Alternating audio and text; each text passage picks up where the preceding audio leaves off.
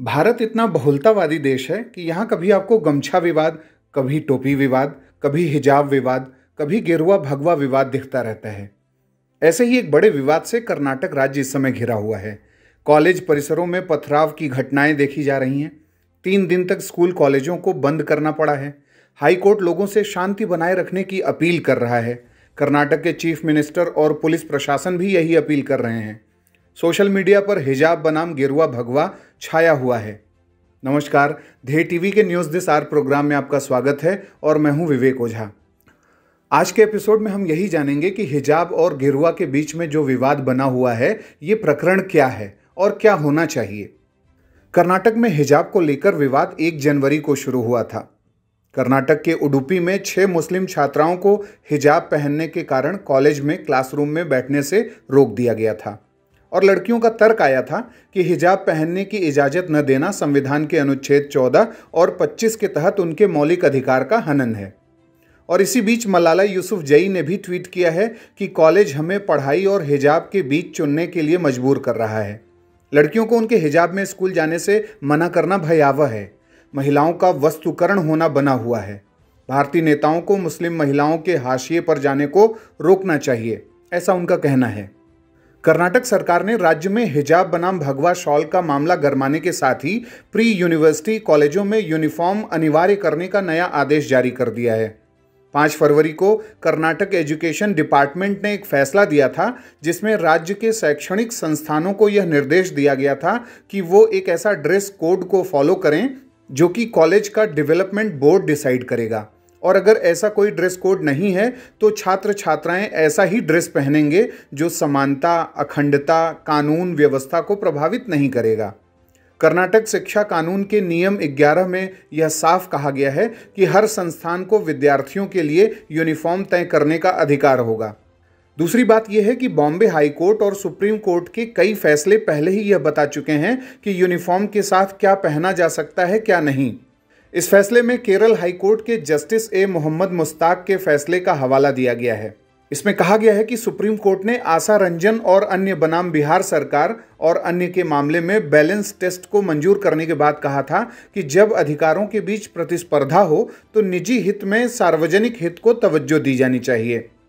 समस्या यह है कि बात जब हिजाब को रेगुलेट करने की आती है तो इसे इस्लामोफोबिया से जोड़कर देखा जाता है और यहाँ तक कह दिया जाता है कि यह हिंदू आतंकवाद का प्रयास है।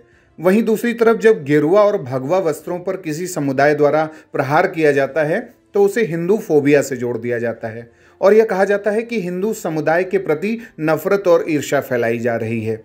हिजाब पर रोक को चुनौती देने वाली छात्राओं की ओर से दलील देते हुए उनके वकील देवदत्त कामत ने कहा कि सरकार के आदेश में कुछ अदालती फैसलों को हवाला देकर छात्राओं को हिजाब पहनने से रोक दिया गया है, लेकिन पवित्र कुरान में इसे जरूरी रवायत बताया गया है। हम क्या पहने इसका अधिकार हमें अनुच्छेद 19(1) देता है, लेकिन सरकार ने जिन अदालती फैसलों का हवाला दिया है वे इस मामले में लागू नहीं होते, ऐसा उनका कहना है। वहीं कुछ लोग इसे 1986 के बिजॉय इमैनुअल एंड अदर्स बनाम स्टेट ऑफ केरल मामले में सुप्रीम कोर्ट के निर्णय से जोड़कर देख रहे हैं। सुप्रीम कोर्ट ने इस फैसले में 1986 में ईसाई समुदाय के 3 छात्रों को राष्ट्रगान न गाने के चलते स्कूल से उन्हें जो बाहर कर दिया गया था उस निर्णय को गलत ठहराया था। सुप्रीम कोर्ट ने अनुच्छेद 25 का हवाला देते हुए ऐसा काम किया था और कहा था कि धार्मिक स्वतंत्रता और जो अंतःकरण का अधिकार है उसके तहत ये चीज़ गलत है। अब बात आती है कि हिजाब पर बैन होना चाहिए या नहीं होना चाहिए।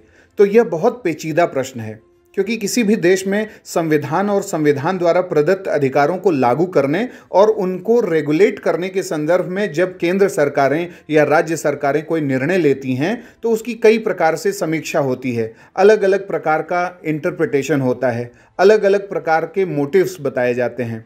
अगर किसी भी धर्म का वस्त्र, चाहे वो किसी भी प्रकार का धर्म हो, धार्मिक रूढ़िवादिता, मजहबी कट्टरता, सांप्रदायिक स्वायत्तता यानी कम्युनल ऑटोनॉमी, सांप्रदायिक वर्ग विभाजन यानी कम्युनल क्लास डिवीजन की मंशा के साथ प्रयुक्त किया जाता है तो इसका रेगुलेशन जरूरी है और आवश्यकता पड़ने पर इस पर बैन भी किया जा सकता है और किया जाना चाहिए।